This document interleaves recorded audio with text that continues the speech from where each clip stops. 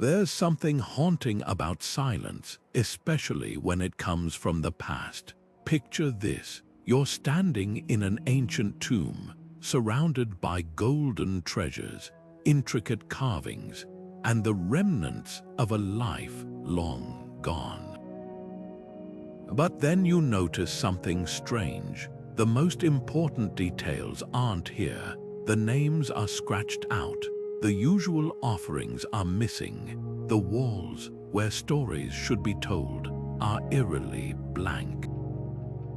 It's as if someone went to great lengths to erase the truth, and that's when you realize the real secrets aren't in what was buried. They're in what was deliberately left behind. Or rather, what wasn't. History is often written by the victors, but sometimes it's rewritten by the fearful. Across centuries and civilizations, rulers have tried to control their legacies, crafting narratives that paint them as gods or heroes. But tombs, those eternal resting places, have a way of betraying them, because when you strip away the grandeur, what's absent speaks volumes. A missing inscription.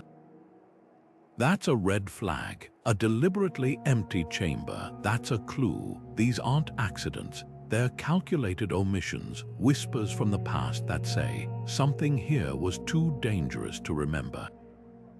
And today, we're going to follow those whispers. From the sands of Egypt to the mountains of Peru, we'll explore 22 tombs where the gaps in the story are more revealing than the artifacts themselves.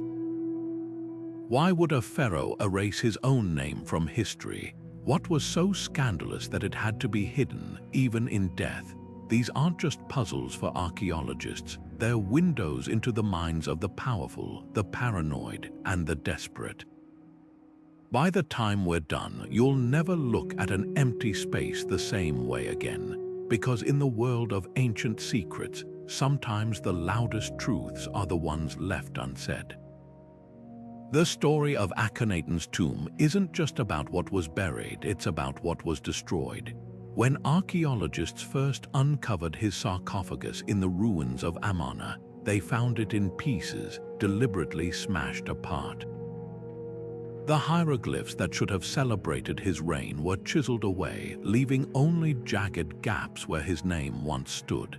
Even the gods themselves were missing. In a culture where death was a sacred journey guided by divine protectors, Akhenaten's coffin stood eerily empty of the usual pantheon. This wasn't neglect. This was erasure. Here was a pharaoh who dared to rewrite Egypt's entire religious order, replacing centuries of polytheism with the worship of a single sun god, Aten. He abandoned the old capital, built a new city in the desert, and even changed his own name to honor his radical vision. But when he died, the old priesthood struck back. They didn't just dismantle his legacy, they tried to unmake him entirely. Shattering his sarcophagus wasn't just an act of vandalism, it was a ritual annihilation meant to deny him immortality. The silence in that tomb speaks louder than any inscription. Where other pharaohs were surrounded by spells to guide them to the afterlife, Akhenaten's burial chamber offered only hollowed-out spaces where words should have been. Even his body was likely moved, hidden, or destroyed to prevent his followers from turning his grave into a shrine. It's as if the very stones were screaming, "This man must not be remembered." Yet in their desperation to bury his ideas, his enemies left behind the clearest evidence of all proof that Akhenaten's revolution was so threatening. It had to be erased not just from history, but from the afterlife itself. The absence of his name, the gaps in the artwork, the empty space where God should have stood, these aren't just missing pieces. They're a map to the fears of the powerful. And that's the irony. In trying to silence him, they ensured we'd never stop asking why. Richard the Lionheart's tomb tells a story of missing pieces, not just of stone or gold, but of the man himself. In the quiet halls of Fontevraud Abbey, his effigy lies in eternal rest, hands folded in prayer, every detail meticulously carved except one. According to his will, his heart was supposed to be buried separately, a common practice for medieval kings who saw their bodies as sacred relics. But when archaeologists examined the tomb, they found no trace of it. The space where his heart should have rested was empty, as if the organ had never been there at all. Forensic studies suggest the heart was stolen, likely centuries ago, yet its absence has sparked whispers far more intriguing than mere theft. Some believe it was a political snub, a final insult from rivals who resented his endless crusades and neglect of England. Others spin a more romantic tale, that it was taken by a lover, perhaps even the mysterious Lady of Chalice, who some say held his heart in life as well as death. But the truth might be even more revealing. That hollow space in his tomb mirrors the contradictions of his reign, a king who fought for God but left his kingdom in chaos, a warrior celebrated across Europe, yet buried with a vital piece of himself missing. Richard spent most of his life away from England, chasing glory in the Holy Land while his brother John schemed at home. His heart, in a way, was never truly with his people. And when he died from an infected arrow wound, struck down far from the throne he barely ruled, it was as if history itself echoed that disconnect. The missing heart isn't just a relic lost to time, it's a metaphor for a reign torn between ambition and duty. Even the location of his tomb speaks volumes. Fontevraud was a place of power, yes, but also exile, a French abbey for an English king who seemed more at home on foreign battlefields than in his own court. The emptiness where his heart should be is a silent indictment of his choices, a physical void that matches the one he left in his kingdom's leadership. And so, centuries later, we're left with a question. Was the heart stolen, or was it never truly his to bury in the first place? The tomb won't say, but sometimes the most telling secrets aren't in what remains. They're in what was never there at all. Qin Shi Huang's tomb is a paradox, a monument so lavish that even 2,000 years later, its treasures stagger the imagination, yet one that hides its most famous secret in plain sight. The first emperor of China ordered his burial complex to mirror his empire, complete with palaces, armies of terracotta warriors, and, according to ancient texts, rivers of shimmering mercury flowing through an underground replica of his kingdom. But when archaeologists scanned the site, they found only traces of the toxic metal, not the glittering streams described in legend. The absence is as revealing as the presence. Here was a ruler obsessed with immortality, who sent expeditions to find mythical elixirs and filled his tomb with everything he might need for eternity. The terracotta army stood guard, the bronze chariots waited, yet the mercury rivers, the centerpiece of his cosmic blueprint, were missing. Modern technology confirms elevated mercury levels in the soil, proving the ancient accounts weren't pure fiction.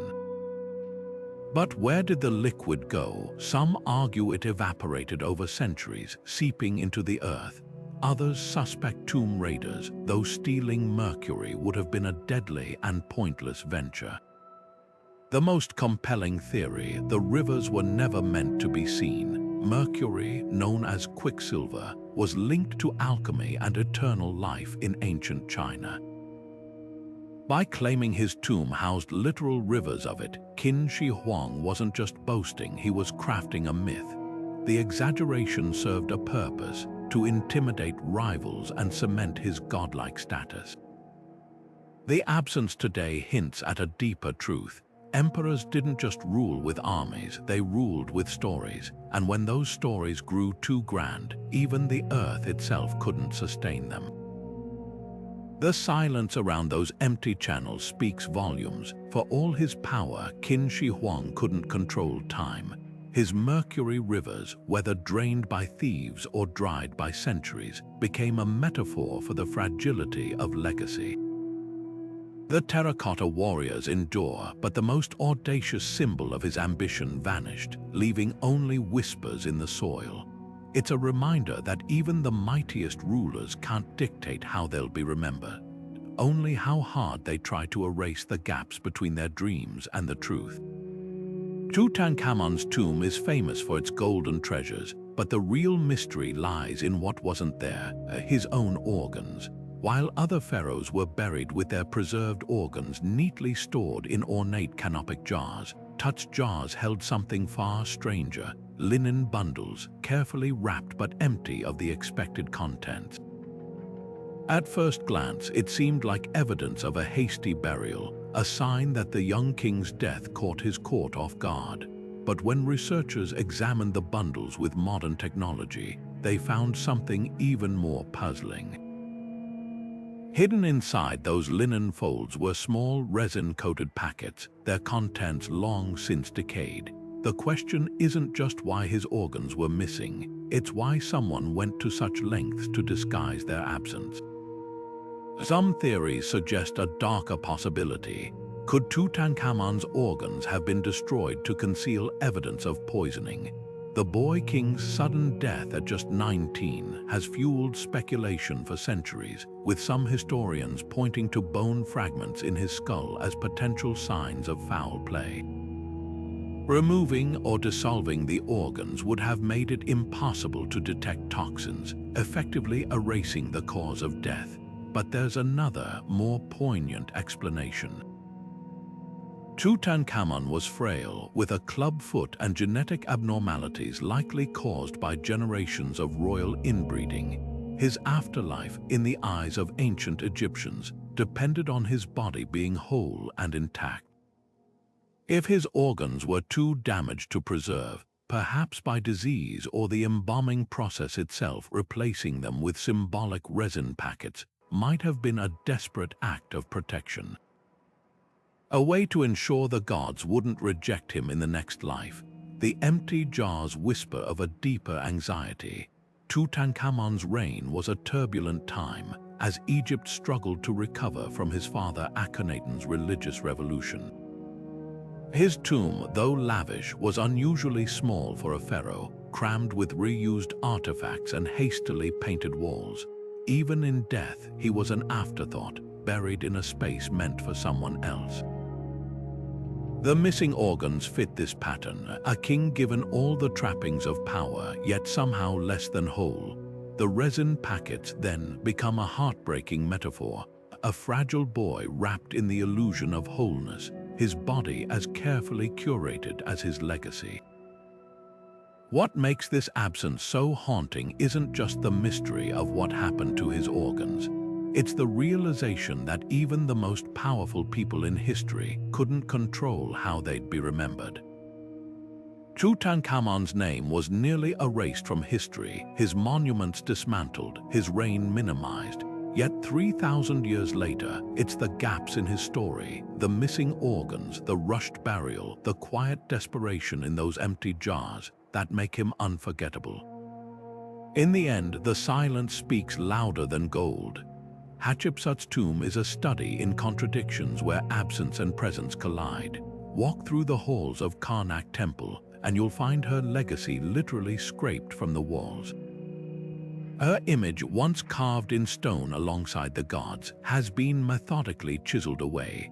Her royal cartouches, the symbols of her divine right to rule, were replaced with those of her stepson, Thutmose III. It's one of history's most blatant acts of erasure, a deliberate campaign to unmake a pharaoh. But here's the twist: while her name was scrubbed from temples and monuments, her sarcophagus remained untouched, hidden deep in the cliffs of the Valley of the Kings. Why destroy her memory everywhere but the one place that mattered most? The answer lies in the tension between power and tradition. Hatchepsut didn't just rule Egypt, she reinvented the role of pharaoh. For over 20 years, she wore the false beard and kilt of a king, commanded armies, and commissioned monuments that dwarfed those of her predecessors. She was a woman in a role designed for men, and that made her dangerous. When Thutmose III finally took the throne, he faced a dilemma: how to reconcile her undeniable achievements with a culture that couldn't accept a female ruler. The solution: erase her from public view but leave her tomb intact, a quiet nod to her legitimacy, even as her name was purged from history. The missing cartouches tell a story of fear. By removing Hatchepsut's name, Thutmose wasn't just rewriting history, he was ensuring no future queen would dare claim the same power. Yet the untouched sarcophagus hints at something more complex, a grudging acknowledgement that some legacies can't be fully destroyed. In death, she was still a pharaoh, entitled to the rituals and protections of the afterlife. The very act of preserving her burial while erasing her public image reveals the paradox at the heart of her reign: too formidable to ignore, too revolutionary to celebrate. Modern technology has peeled back the layers of this ancient cover-up. Infrared scans of Karnak's walls show where Hatshepsut's figure once stood, her outline still faintly visible beneath the hammer marks. Even the stone remembers what history tried to forget, and perhaps that's the most revealing clue of all. The more Thutmose chiseled, the more he betrayed his own insecurity. True power doesn't need to erase its rivals, only the insecure do. Hatshepsut's tomb, with its untouched sarcophagus and silent defiance, stands as proof. Some gaps in history aren't accidents. They're admissions of fear. Charlemagne's tomb in Aachen Cathedral holds all the grandeur you'd expect for the man who forged an empire, except for one glaring omission. The crown is missing, not just any crown, but the very symbol of his authority, the jeweled diadem that proclaimed him Emperor of the Romans on that fateful Christmas day in the year 800. Every other marker of his power is there: the marble throne, the golden relics, the echoes of a reign that reshaped Europe. But the crown, the physical proof of his divine right to rule, is nowhere to be found. This wasn't an oversight. Crowns don't just vanish from royal tombs unless someone wants them to. In Charlemagne's case, the absence feels like a deliberate act of historical editing. Some medieval chroniclers claim the crown was stolen, spirited away by thieves who recognized its symbolic weight. Others whispered it was hidden by the church itself, uneasy with the idea of a secular ruler claiming authority equal to, or even above, the popes. The truth might be even more revealing. By the time Charlemagne's tomb was opened centuries after his death, Europe had changed. The Holy Roman Empire he'd founded was locked in a bitter struggle with the papacy over who held ultimate power, the emperor or the Vatican. A crown in that tomb would have been more than a relic. It would have been a rallying cry for imperial ambition. The empty space where the crown should have rested mirrors a deeper tension. Charlemagne's entire legacy was built on a paradox. He was a warrior king anointed by the church, yet his empire challenged the very institution that legitimized him. The missing crown isn't just a lost artifact, it's a silent concession to that struggle. Without it, the tomb becomes less a monument to imperial might and more a neutral ground, a compromise between earthly power and divine authority. Even the location of his burial hints at this balancing act. Aachen wasn't just his capital, it was a spiritual center, a place where politics and piety intertwined. The cathedral itself was designed to rival Rome, a statement that the emperor's court could be as sacred as the pope's.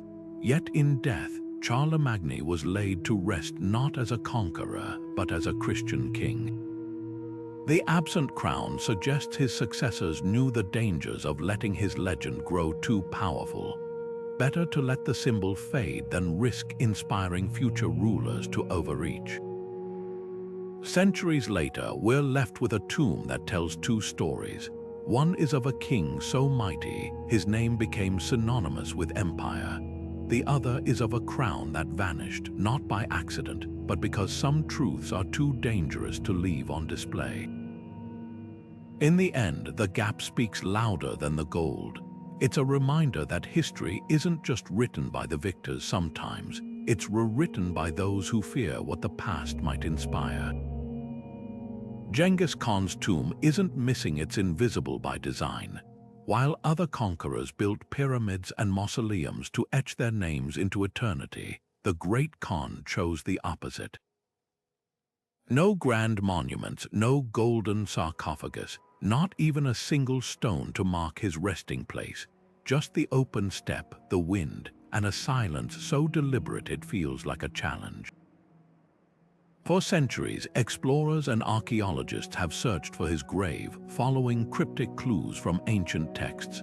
A river diverted to hide the site, a forest planted over it, even legends of slaves executed to bury the secret with them. Yet the earth gives nothing back, and that's exactly how he wanted it. This wasn't just about secrecy, it was a philosophy carved into the bones of Mongol culture. Nomads didn't build cities or carve their histories into stone. They carried their legacy with them, in stories, in bloodlines, in the rhythm of hoofbeats across the grasslands. To settle was to stagnate. To erect a tomb was to chain yourself to one patch of earth. Genghis Khan's missing grave isn't an oversight. It's the ultimate expression of nomadic power. Why cling to a single plot of land when you'd conquered the horizon? The irony is palpable. The man who forged history's largest contiguous empire left behind no grave for historians to worship. Even in death, he refused to be pinned down. Modern technology has tried to crack the mystery. Satellites scan the Mongolian plains. Ground-penetrating radar sweeps the terrain, yet the land guards its secret. Some say he was buried with the spoils of 100 conquered kingdoms, treasures that would dwarf Tutankhamun's. Others believe his followers erased every trace, not out of fear, but out of respect for a man who defined himself by motion, not monuments. The most telling clue might lie in the Mongols' own rituals. When a great leader died, they'd bury him in an unmarked grave, then trample the earth with 10,000 horses until the ground looked untouched. Grass would grow back, seasons would pass, and soon no one could say where the body lay. It wasn't neglect, it was liberation. By refusing to anchor his memory to a single place, Genghis Khan ensured his legacy would live everywhere his empire had touched. His absence became his monument, more enduring than any stone. Today, the search for his tomb continues, but perhaps we're missing the point. The Khan didn't vanish, he dissolved into the land itself, a ghost in the wind that once carried his armies. His grave isn't lost, it's just waiting for us to understand. Some rulers build tombs to be remembered. The greatest leave gaps so vast, the world can't stop trying to fill them. Alexander the Great's tomb is history's most famous vanishing act. Ancient writers described his golden sarcophagus resting in Alexandria, a shrine fit for the man who conquered the known world. Yet by the time Rome rose to power, the coffin had disappeared along with the unity of the empire he'd built. The empty space where his body should have lain became a silent testament to the fragility of even the mightiest legacies. Rome's generals claimed to have seen his remains. Julius Caesar reportedly wept before the tomb. Emperor Augustus was said to have accidentally broken Alexander's nose while placing a golden crown on his mummy. But here's the catch: every alleged discovery of his tomb, from Alexandria to Venice to a back alley in Damascus, has crumbled under scrutiny. The more people searched, the clearer it became. Alexander's greatest trick wasn't conquering Persia. It was vanishing without a trace. The missing tomb mirrors the fate of his empire. Within years of his death, his generals carved up his conquests like vultures dividing a feast. The man who dreamed of uniting East and West was reduced to fragments, his body as lost as his vision. Some scholars believe his followers hid the sarcophagus to protect it from political squabbles. Others think it was looted, melted down for gold by rulers desperate to claim his aura. But the most haunting theory, that Alexander never had a true tomb at all, that his followers, in their grief, couldn't bear to anchor his restless spirit to one place. The irony is palpable. The conqueror who founded 20 cities bearing his name has no grave to bear his bones. Modern archaeologists have scoured Alexandria with ground-penetrating radar, sifted through Ottoman records, even chased leads to a secret chamber beneath a Venetian church. All they've found are dead ends and tantalizing maybes. The emptiness where his tomb should be has become a blank canvas for every generation's fantasies, a Macedonian king reimagined as a Muslim saint, a Christian relic, a Masonic symbol. Perhaps that's the point. Alexander spent his life racing toward the horizon, always chasing the next conquest. In death, he achieved the impossible, staying forever just out of reach. His absent tomb isn't just a historical puzzle, it's the perfect metaphor for a man who could never be contained, not by empires, not by time, not even by memory itself. The greatest conqueror left behind the ultimate challenge, find me if you can. 8 centuries of searching have only proved one truth: some gaps in history aren't meant to be filled. Nero's tomb is a monument to silence. Unlike other Roman emperors whose graves were marked with grandiose inscriptions celebrating their deeds, his final resting place bears no words at all, just an empty space where history should have been written. Even in death, Rome couldn't decide whether to remember him or erase him completely. Buried hastily in a private mausoleum after his suicide, his grave was later paved over, quite literally buried beneath the weight of his own infamy. But here's the paradox: by trying so hard to forget him, Rome made sure no one ever could. The absence of an epitaph wasn't an accident, it was a calculated act of damnatio memoriae, the ancient practice of scrubbing a disgraced ruler's name from public memory. Statues were toppled, coins melted down, and official records purged. Yet Nero's crimes were too colossal to vanish quietly. The man who allegedly fiddled while Rome burned, who executed his own mother, and whose extravagance drained the empire's coffers, became a ghost haunting the very city that tried to exile him from history. The blank space where his epitaph should have been is more revealing than any flattering inscription. It's a confession. Later emperors went even further. Domitian, another ruler feared for his cruelty, reportedly had Nero's tomb demolished entirely, as if the stones themselves were tainted. But destruction can't unmake a legacy. If anything, it amplifies the mystery. Nero's empty grave became a canvas for every rumor and rebellion. Pretenders claiming to be the resurrected emperor rallied followers for centuries, proving that erasure doesn't kill a reputation, it immortalizes it in whispers. The irony is thick enough to carve into marble. Rome's elites thought they could control history by chiseling away at it, but gaps have a way of echoing louder than words. Nero's missing epitaph didn't just reflect his crimes, it exposed the fragility of power. Even emperors couldn't dictate how they'd be remembered. The silence they left behind became a megaphone for everything they feared. Modern archaeologists have scoured the site of his family's mausoleum, finding only scattered bricks and the faint outline of a foundation. No sarcophagus, no inscriptions, no grand procession route, just earth packed tightly over a past someone wanted to forget. But dirt can't bury curiosity. Every shovelful turned in search of Nero's tomb unearths the same truth. Some stories refuse to stay buried, especially when you try too hard to stamp them out. The louder Rome's silence grew, the more it screamed his name. Atahualpa's missing tomb is more than an archaeological mystery. It's a ghost story written in blood and gold.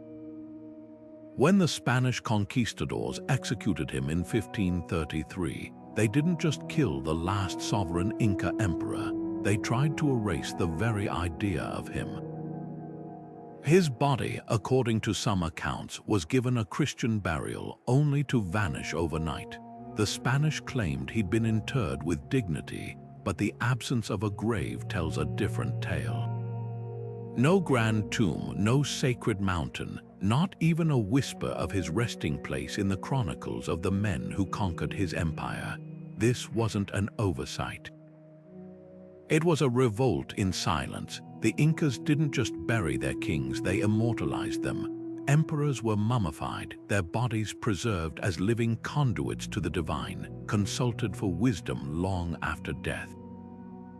Their tombs were palaces in their own right, stocked with treasures, attendants, and offerings.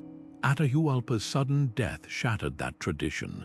With his empire collapsing around him, his followers faced an impossible choice. Let the Spanish desecrate his body or spirit it away into legend.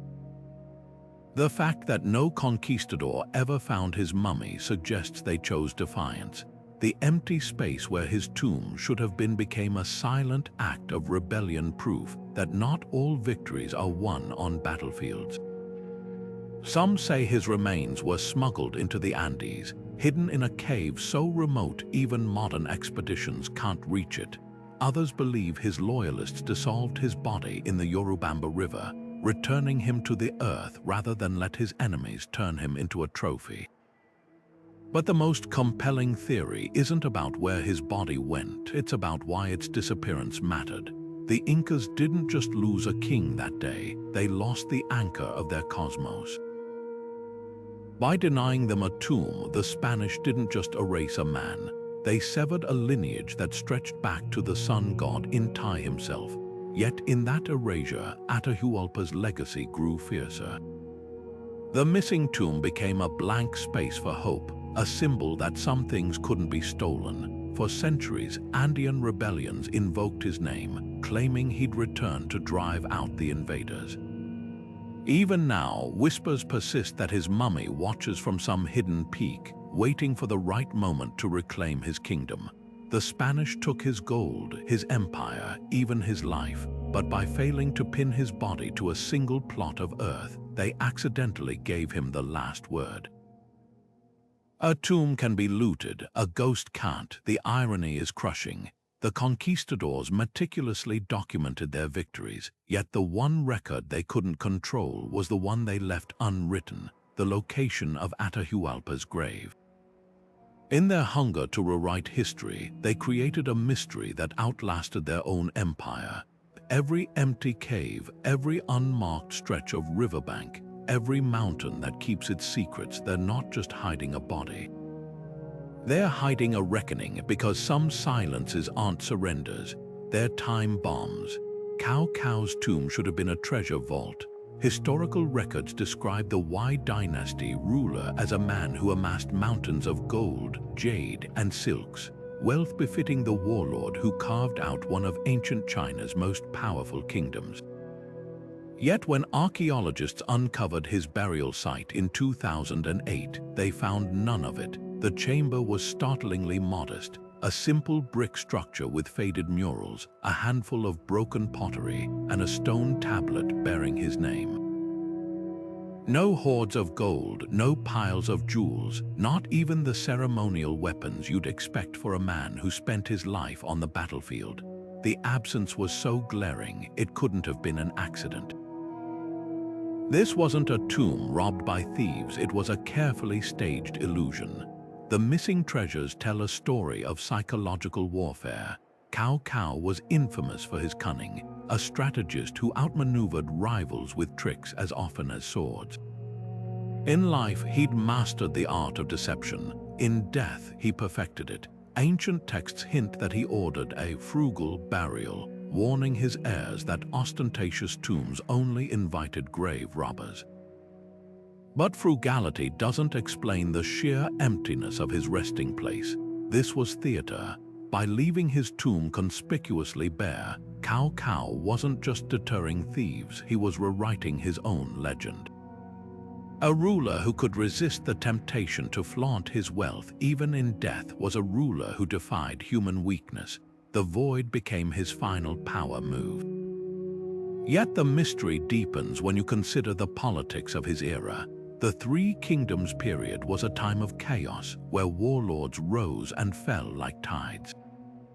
Lavish tombs weren't just displays of wealth, they were targets. Rivals would desecrate graves to humiliate fallen enemies, melting down their gold and scattering their bones.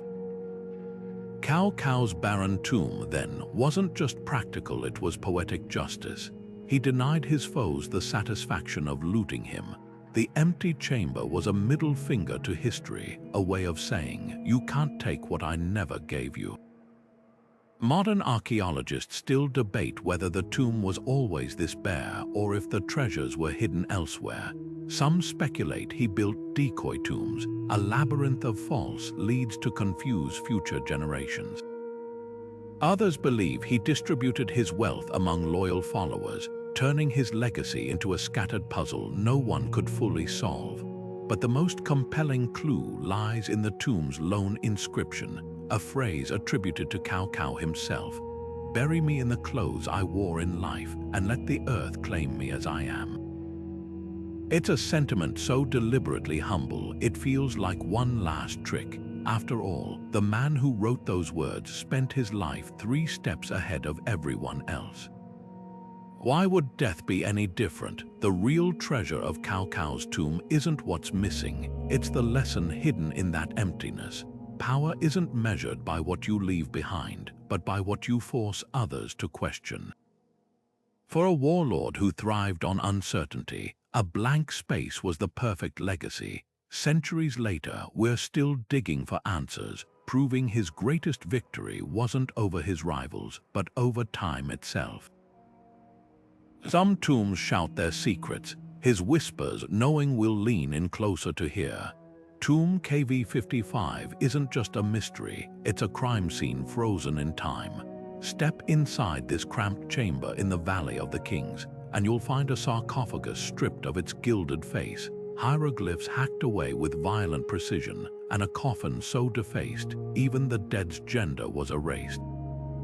No name, no titles, just the lingering sense that someone wanted this person forgotten at any cost. The irony, in their desperation to erase history, they left behind the clearest evidence of all, a royal family tearing itself apart. DNA tests suggest the body might be Akhenaten, the heretic pharaoh who upended Egypt's religion, or his shadowy successor Smenkhkare. But the real story isn't in who was buried here, it's in how they were buried. The tomb is a patchwork of recycled artifacts. A coffin meant for a woman, adapted for a man, magical bricks inscribed for Akhenaten's mother, hastily repurposed, even the grave goods scavenged from other burials. This wasn't a funeral, it was a cover-up. Every defaced cartouche screams panic. Normally, a pharaoh's name was a sacred shield protecting them in the afterlife. To chisel it out was more than vandalism, it was spiritual murder, a deliberate attempt to sever the soul from eternity. Yet the erasures here are sloppy, uneven, as if the workers hesitated mid-strike. Someone powerful ordered this, but even they couldn't fully commit. The tomb's contents whisper of a dynasty in freefall. Among the debris was a shrine to Queen Tiai, Akhenaten's mother, but her image was pried off, her presence both acknowledged and rejected. It's as if the burial party couldn't decide whether to honor the past or burn it. And then there's the coffin's missing Urius, the sacred cobra symbolizing kingship. Wrenched away, leaving only splinters, as if whoever lay inside had been stripped of the right to rule even in death. Modern science has only deepened the enigma. The mummy's bones reveal a young man, barely 20, with a strangely elongated skull, a trait shared by Akhenaten's bizarre depictions. But here's the twist. Forensic analysis shows the body was moved multiple times, hidden and reshuffled like a shameful secret. Was this a fallen king, a disgraced heir, or a pawn caught in a power struggle? The silence is deafening.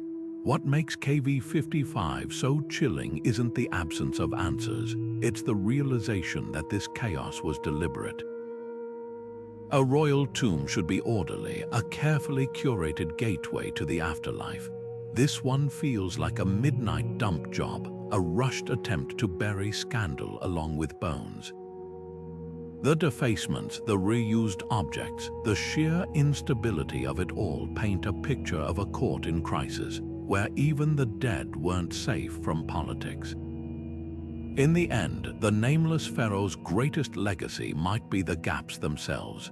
Every scratched-out name, every repurposed relic, every missing symbol is a breadcrumb leading back to a single truth. Some secrets were so dangerous, even eternity wasn't long enough to keep them. The tomb of El Cid should have been a shrine to steel.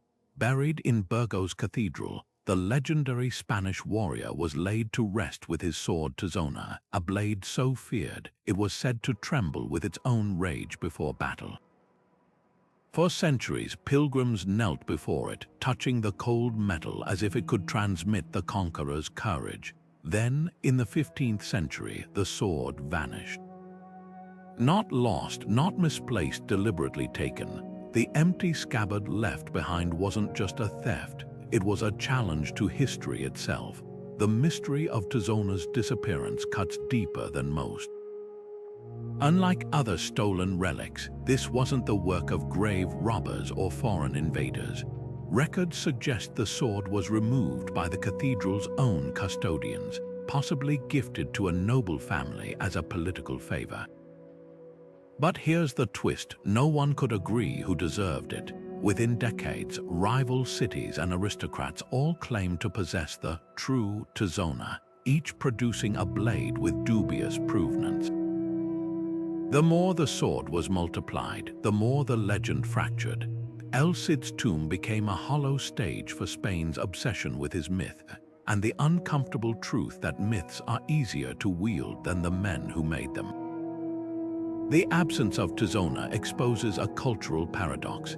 El Cid himself was a master of reinvention, a mercenary who fought for both Christian and Muslim rulers, a man whose real exploits were polished into patriotic fable. His sword, once a pragmatic tool of war, became a symbol of religious crusade. By removing it, the church didn't just lose an artifact, they lost control of the narrative. The empty tomb forced a question: was El Cid a holy warrior or a brilliant opportunist? Without the sword to anchor his legend, the answer depended on who you asked. Modern science has only deepened the intrigue. In 2007, metallurgists analyzed a blade purportedly belonging to El Cid, confirming it matched 11th century craftsmanship. Yet the tomb's records insist Tizona never left Burgos until the 15th century. The contradiction is telling. Either the sword was secretly copied centuries earlier, or we've been clinging to a replica all along. Either way, the real Tizona, if it ever existed, is now lost to time, leaving behind a void that's become its own kind of relic. What makes this absence so haunting isn't just the mystery of where the sword went. It's the realization that El Cid's tomb, stripped of its steel, tells a truer story. The man was never defined by a single loyalty, a single battle, or even a single blade. By taking Tizona away, history accidentally honored the real man, not the symbol, but the soldier who understood that every legend is just a weapon waiting to be repurposed. The empty scabbard doesn't betray him, it proves him right. Zenobia's tomb is a ghost in the desert sands, deliberately erased from history. The warrior queen of Palmyra defied Rome, carved out an empire of her own, and nearly rewrote the map of the ancient world. Yet after her defeat, her body vanished without a trace. No grand mausoleum, no inscribed stele, not even a whisper in Roman records of where they buried her. This wasn't just an oversight, it was a calculated act of historical sabotage. Rome didn't just conquer Zenobia, they tried to unmake her, the silent screams. Palmyra's ruins still stand, their columns etched with her name and likeness, but her final resting place is conspicuously absent. Ancient sources claim she was paraded through Rome in golden chains, humiliated as a trophy of war. Yet not a single chronicle mentions her death or burial. For a civilization that documented everything, especially the downfall of its enemies, this omission is deafening. It suggests her grave wasn't just lost, it was forbidden. A queen who dared to challenge the empire couldn't be allowed a monument, lest her memory inspire rebellion. But here's the twist: Rome's attempt to erase her backfired. The missing tomb became a blank canvas for legend. Medieval Arab historians spun tales of Zenobia escaping her chains, fleeing to a hidden fortress, or even marrying a Roman emperor. Each story, wilder than the last, turned her into a symbol of resistance. Without a grave to pin her down, she became immortal, a phantom queen who could never truly be defeated. Archaeologists have combed Palmyra for clues, but every potential site raises more questions. A lavish tomb near the city's grand colonnade, two intact Zenobia's enemies would have defaced it. A hidden chamber beneath the Temple of Bel, plausible, but excavations reveal only empty corridors. Even the desert itself seems to conspire, burying possible locations under centuries of sand. The more we search, the clearer it becomes. Her absence isn't an accident, it's her last victory. Modern Pomerans tell a haunting story. They say if you listen closely at dusk, when the wind howls through the ruins, you can hear Zenobia's voice whispering from nowhere and everywhere at once. A tomb can be looted, a statue toppled, but a queen without a grave, she belongs to everyone and no one, forever just out of reach, forever defiant. Rome wanted her forgotten. Instead, they made her eternal. Ashurbanipal's tomb should have been a treasure chest of clay, not gold. The Assyrian king, history's first known systematic collector of knowledge, amassed over 30,000 tablets in his legendary library at Nineveh, preserving everything from epic poetry to medical texts. Yet when archaeologists uncovered his burial, they found none of them. Not a single incised fragment, not a broken corner of cuneiform, just empty shelves where the world's oldest library should have rested.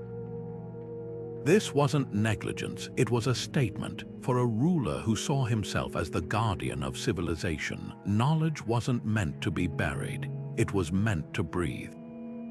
The missing tablets reveal a radical philosophy. Other kings filled their tombs with weapons and jewels, ensuring they'd enter the afterlife as conquerors.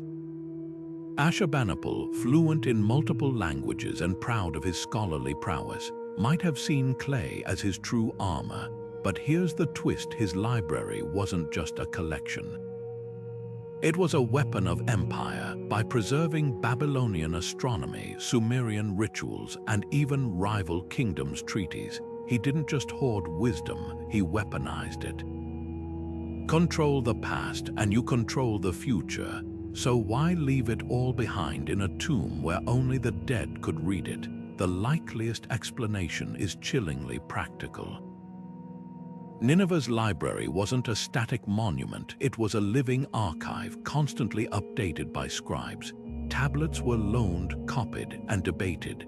Burying them would have frozen knowledge in time, stripping it of its power. Instead, Ashurbanipal's burial was the library itself, a monument that outlasted his empire. When the Babylonians sacked Nineveh in 612 BCE, they burned the city but spared the tablets, unintentionally preserving the very wisdom their enemy had prized. Yet the empty tomb still haunts us. Modern excavations at Nineveh reveal something extraordinary. Many tablets were found not on shelves but packed in crates, as if being moved during the city's final days. Was Ashurbanipal's library in flux, its contents shuffled between palaces or even hidden? Or did the king, sensing his empire's collapse, order his scribes to scatter the collection like seeds, ensuring its survival beyond his grave? The silence in that tomb speaks volumes. In a world obsessed with eternal glory, Ashurbanipal gambled that words would outlast monuments. His missing tablets aren't an oversight, they are a testament to the humility of true power. The king who could have taken his knowledge to the grave chose instead to give it to the future, and in doing so, he proved the most enduring tombs aren't made of stone. They're made of stories. Herod the Great's tomb is a monument to irony, a king who built palaces in the sky only to be torn down by the very people he ruled. At Herodium, the fortified palace complex where he chose to be buried, archaeologists unearthed a scene of deliberate destruction. The mausoleum's statues had been decapitated, their faces smashed beyond recognition. Not stolen, not repurposed, but obliterated with a violence that feels personal. This wasn't random vandalism. It was a posthumous rebellion, a final verdict from a population that had endured his paranoia, his brutality, and his relentless thirst for control. The missing faces tell a story Herod never wanted told. In life, he was a master of imagecraft, erecting cities, fortresses, and even the Second Temple itself to secure his legacy as Judea's greatest builder. Yet in death, his subjects treated his likenesses the way some kings treated criminals with public execution. Stone heads were toppled, inscriptions defaced, the very symbols of his authority reduced to rubble. The message was clear: a ruler who spent his life demanding loyalty would spend eternity answering for his crimes. What makes this erasure so chilling is its precision. The tomb itself, though damaged, wasn't fully destroyed. The attackers didn't want to erase Herod, they wanted to humiliate him. By targeting the statues, the idealized representations of his power, they struck at the heart of his obsession, how he was perceived. Even the location of the vandalism feels symbolic. Herodium was Herod's vanity project, an artificial mountain constructed to dominate the horizon. Defacing it wasn't just an act of anger, it was a correction. The people literally chipped away at the lie that he was a beloved monarch. Historians have long debated whether the vandalism came from Jewish rebels during the Great Revolt or rival factions in Rome's political chaos. But the fury etched into those broken stones transcends any single event. Herod's reign was a tapestry of terror. Family members executed on suspicion of treason, entire villages slaughtered to crush dissent, a court so paranoid that his dying order was to imprison and execute notable Judeans upon his death, just to ensure mourning. The defaced tomb isn't just evidence of his unpopularity. It's proof that fear, no matter how meticulously enforced, has an expiration date. Modern excavations reveal another layer to the story.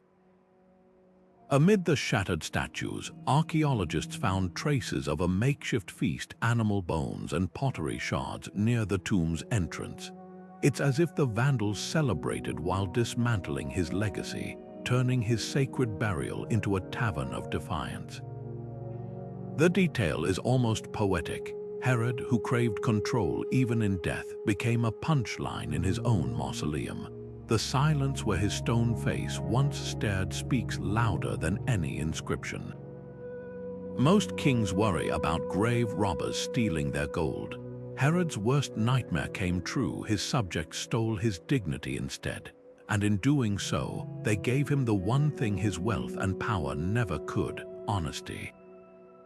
The broken statues don't just mark a tomb, they mark a reckoning. Lady Di's tomb is a masterpiece of preservation, a time capsule so perfectly sealed. Her skin was still supple when archaeologists opened it 2,000 years after her death. Her burial chamber overflowed with lacquerware, silk paintings, and even her last meal of melon seeds. But step into the adjacent chamber, the space reserved for her husband, the Marquis of Di, and you'll find nothing but echoing silence. No coffin, no offerings, just an empty shrine where a powerful man should have been. This wasn't an oversight. It was a deliberate void, a gap so conspicuous it feels like a scream in the stillness of the tomb. The mystery hinges on one question: where was the Marquis? Records show he outlived Lady Di by several years, yet his body wasn't moved to join hers when he died. In a culture where elite couples were almost always buried together, this separation wasn't just unusual, it was a scandal. Some historians argue it was political. The Marquis served under Emperor Wen of Han, a ruler known for purging nobles who grew too powerful. If the Marquis fell from favor, his family might have been forbidden from giving him a lavish burial. But the artifacts tell a subtler story.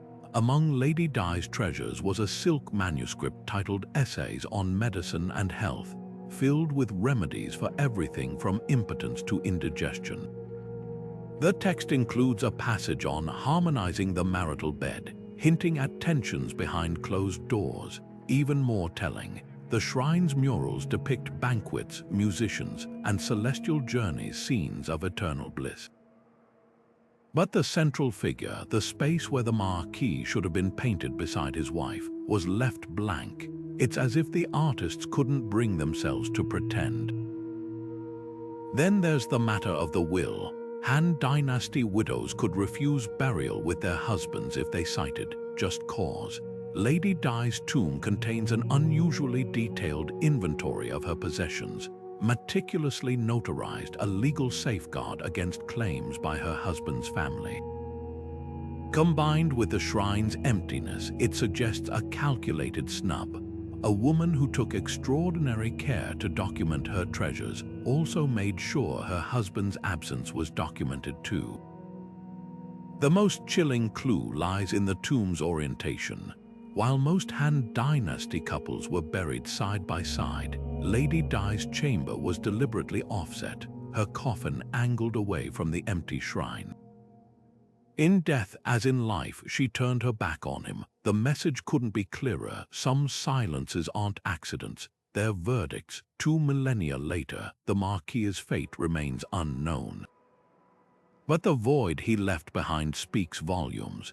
In a civilization that worshipped ancestors and feared restless spirits, denying a man his rightful place in the afterlife was the ultimate revenge.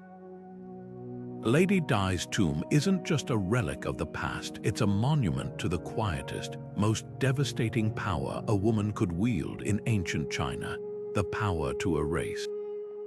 Ramses VI's tomb is a masterpiece of art and a monument to absence. The walls of KV-9 gleam with vibrant hieroglyphs, detailing the pharaoh's journey through the underworld, every stroke a promise of eternal life.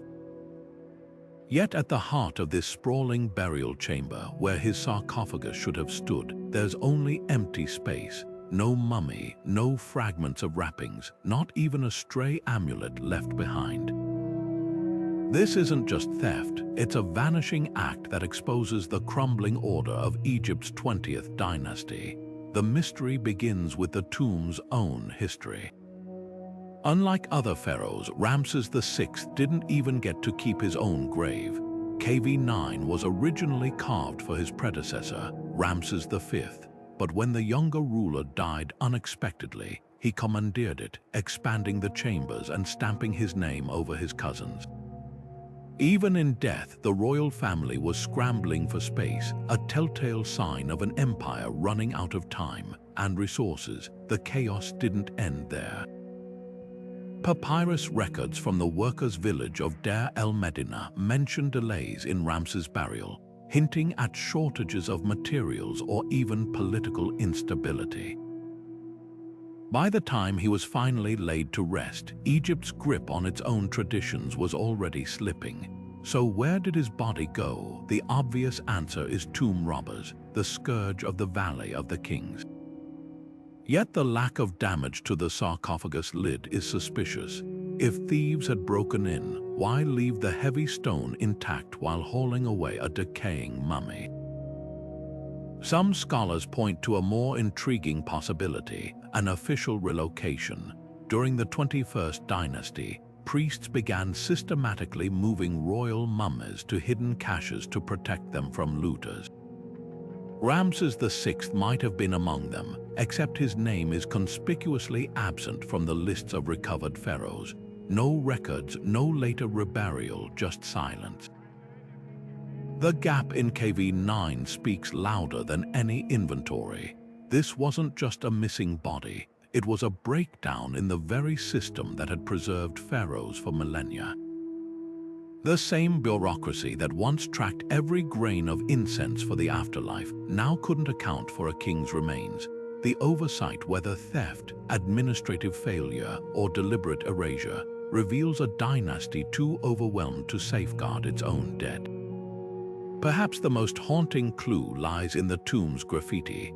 Centuries after Ramses' reign, Greek and Roman tourists carved their names into the walls, marveling at the art but never mentioning a mummy. By then, the pharaoh's absence was already ancient history. The real tragedy isn't that Ramses VI was lost, it's that by the time anyone noticed, no one cared enough to look. Bolesław the Brave's tomb should have been a jewel box of kingship. As the first crowned ruler of Poland, his burial in the Cathedral of Poznan ought to have glittered with the regalia of state, the golden diadem, the orb, the sword of sovereignty, symbols meant to proclaim his dynasty's divine right for eternity. Instead, when archaeologists examined the site centuries later, they found only shattered stone and hollowed-out niches. The crown jewels were gone, not just stolen, but systematically erased, as if their absence could rewrite history itself. This wasn't ordinary grave robbery. The treasures vanished during the 13th century, when Poland was carved apart by foreign invasions, first the Mongols, then the Teutonic Knights, and finally Bohemia's king, who razed Poznan to the ground. Each conqueror understood the power of symbols. A crown isn't just gold and gems, it's the physical embodiment of a nation's soul. By stripping Bolesław's tomb, they weren't just looting wealth, they were dismantling the idea of Poland itself.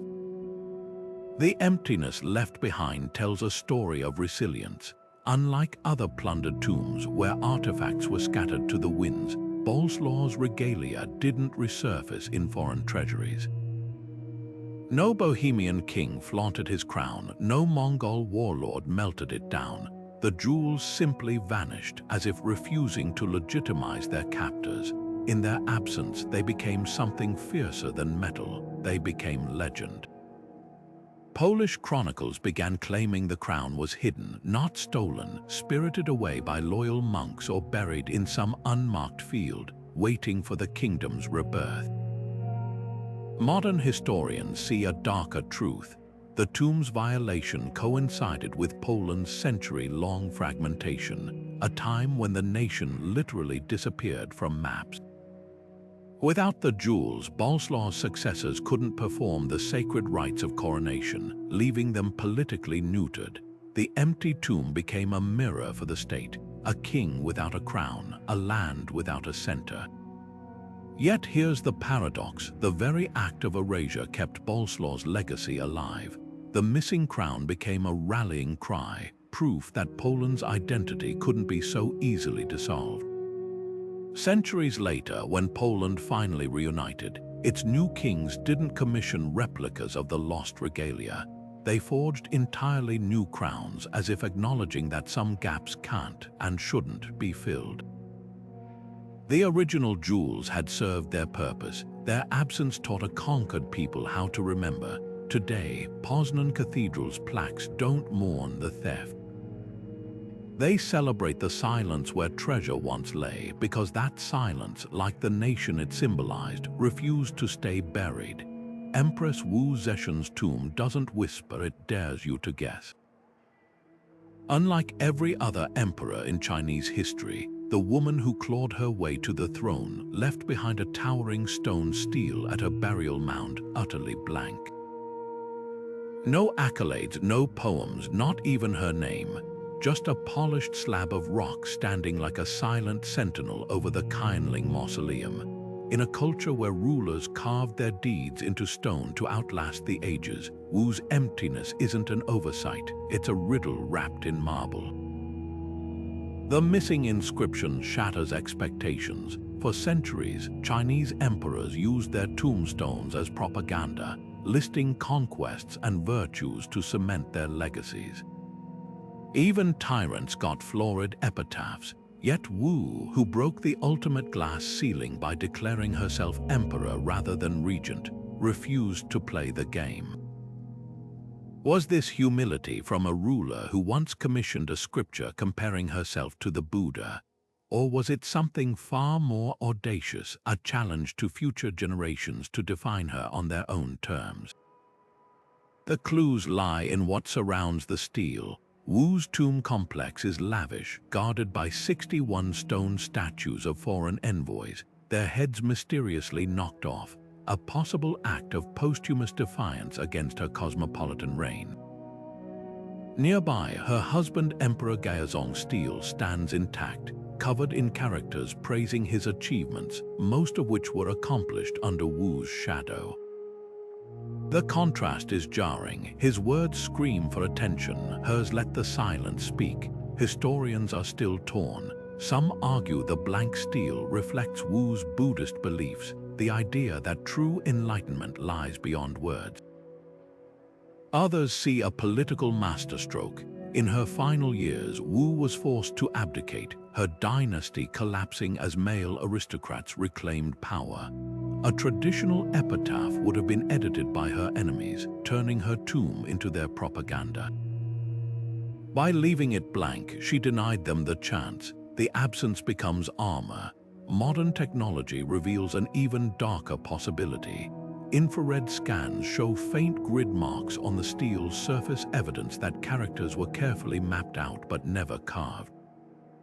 Was the inscription sabotaged after her death, or did Wu herself halt the work, realizing no words could capture her complexity? The emptiness forces us to confront history's biases. Male emperors are remembered by their deeds. Wu, the ultimate outlier, is remembered by the void she chose to leave behind, a refusal to be pinned down even in death. The blank stele isn't just a missing epitaph, it's a mirror. For centuries, Confucian scholars painted Wu as a scheming femme fatale, her achievements overshadowed by scandals. The empty stone throws that narrative back at us. Without her words, we're left with only our own prejudices to fill the gap. In the end, Wu Zetian's greatest power play wasn't seizing the throne, it was forcing history to sit with its own uncomfortable silence. Pachacuti's tomb was supposed to be a sunburst in stone, a golden monument fit for the emperor who transformed the Inca Empire into a sprawling, organized powerhouse. Spanish chroniclers wrote of walls sheathed in precious metal, of life-sized gold statues standing guard, of a burial chamber so radiant it seemed to hold daylight itself.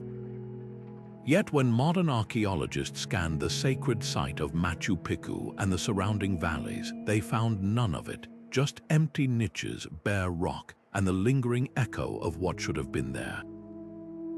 The absence isn't just a mystery, it's a ledger of violence, a record of how colonialism didn't just steal wealth, but tried to erase the very idea of it.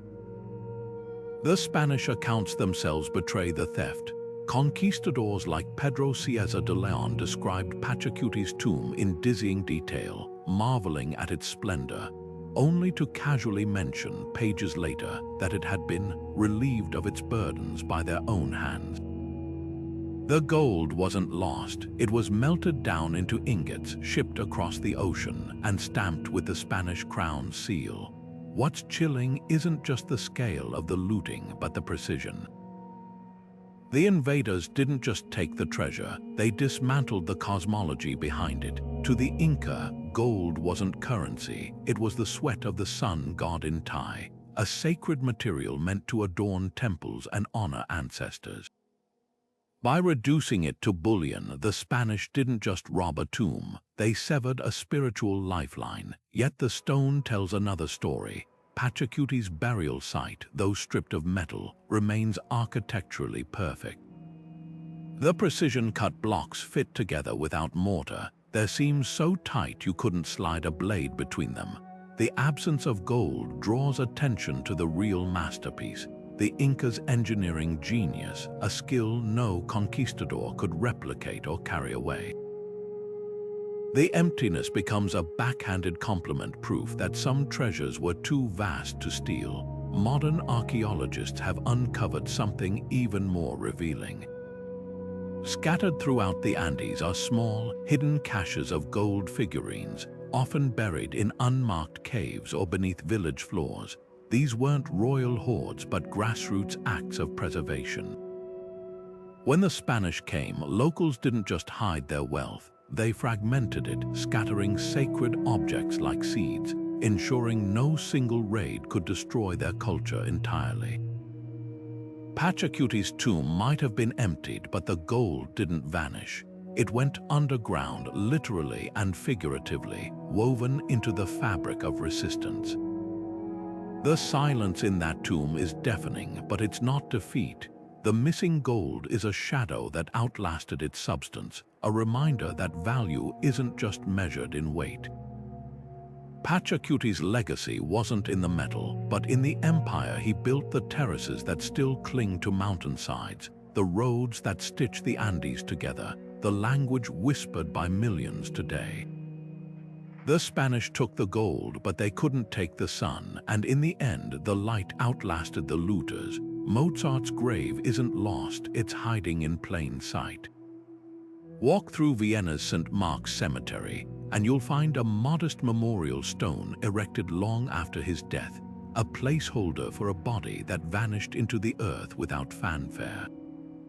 No marble monument, no weeping angels, just a patch of grass that could belong to anyone. This wasn't neglect or even poverty. It was standard practice for 18th century burials, where even the middle class were laid to rest in unmarked communal plots. Yet the absence of a tombstone has become its own kind of monument, twisting historical fact into a parable about the artist doomed to die unrecognized. The truth is far more nuanced. Mozart wasn't destitute when he passed at 35. He'd faced financial struggles, yes, but his funeral followed the norms of his time, a simple ceremony attended by friends, his body placed in a reusable wooden coffin before being transferred to a common grave.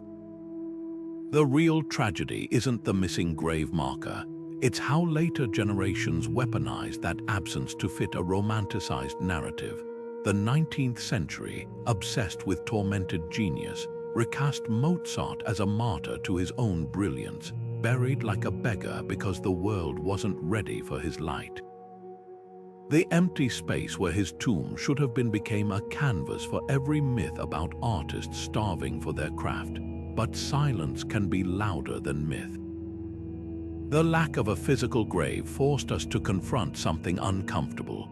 Genius doesn't always come with a tidy ending. Mozart's legacy wasn't preserved in stone, but in sound sheet music copied and recopied, melodies passed hand to hand, his name surviving not because of a tomb, but because his work refused to be forgotten. The irony is delicious. Emperors built pyramids to ensure their immortality, yet a composer buried in obscurity achieved it through sheer ubiquity. You can't walk into a hotel lobby or a dentist's office without hearing his music. Modern forensics have only deepened the mystery. When researchers scanned the cemetery with ground-penetrating radar, they identified a cluster of unmarked graves likely dating to Mozart's era. But without DNA evidence, we'll never know which bones, if any, are his. The uncertainty feels almost poetic. A man who composed with such precision, who could conjure entire worlds from a single motif, left behind a legacy as ephemeral as a rest note. His grave isn't a place, it's a question. What makes Mozart's missing tombstone so haunting isn't the poverty it implies, it's the democracy of it. In death, he was no different from the street musicians who played his tunes for coins. the clerks who hummed his arias while they worked, the children who banged out his melodies on out-of-tune pianos. The emptiness where his body lies is a mirror. We fill it with what we need to believe about art, about worth, about who gets remembered and why. The real scandal isn't that Mozart lacked a grave. It's that we still can't decide whether he deserved one. These empty spaces, these deliberate silences, are where history truly comes alive. The missing crowns, the defaced inscriptions, the barren chambers, they aren't accidents. Their fingerprints, each void is a clue left behind by someone who feared the truth, or someone who refused to let it die. Think about it. A pharaoh's name chiseled away isn't just vandalism. It's a panic attack in stone. A conqueror's vanished grave isn't just a mystery, it's a middle finger to eternity. These gaps are conversations, ones where the past leans in and whispers, "Look closer." The real story isn't in what survived, it's in what someone couldn't bear to leave intact, and that's the thrill of it. History isn't a tidy museum display. It's a crime scene where the evidence has been tampered with, the witnesses are long dead, and every clue is a contradiction. The tombs we've explored today aren't just burial sites, they're battlefields. Battles over memory, over power, over who gets to control the narrative. When Zenobia's grave vanished, it wasn't just Rome erasing a rival. It was an empire admitting we're so terrified of her, we can't even let her rot in peace. When Mozart's body disappeared into an unmarked plot, it wasn't neglect. It was a society proving how easily genius can be buried and how impossible it is to silence. Here's the twist: the more someone tries to erase the past, the brighter it burns. Look at Wu Zetian's blank stele. By refusing to carve her legacy in stone, she made sure no one could stop talking about it. Or Genghis Khan, whose missing tomb turned him into a ghost haunting every corner of the empire he built. These rulers understood something profound: absence is a weapon. A void can be louder than any monument because it forces us to fill it with our own questions, our own obsessions. So the next time you stand in a museum, don't just marvel at the artifacts. Ask what's not there: the empty display case, the label that says location unknown, the portrait with the face scraped away. Those are the exhibits that matter. Because history isn't just about what we remember, it's about what we're terrified to forget. And if these 22 tombs teach us anything, it's that the loudest voices aren't always the ones carved in gold. Sometimes they're the ones that echo from the hollow places. Now it's your turn. Which absence speaks to you? Share your theories in the comments and keep digging. The past has plenty of secrets left to spill.